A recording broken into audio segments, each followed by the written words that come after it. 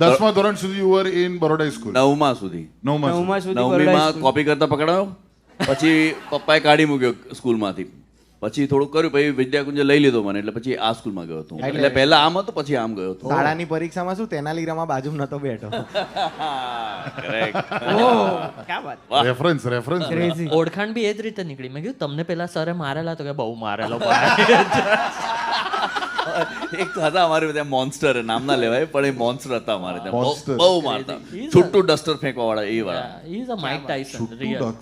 છૂટું ડસ્ટર કેટલું ઘાતક કહેવાય યાર. હા, કારણ કે ભેગું રાખીને મારે તો એસોલ્ટ જ કહેવાય ને.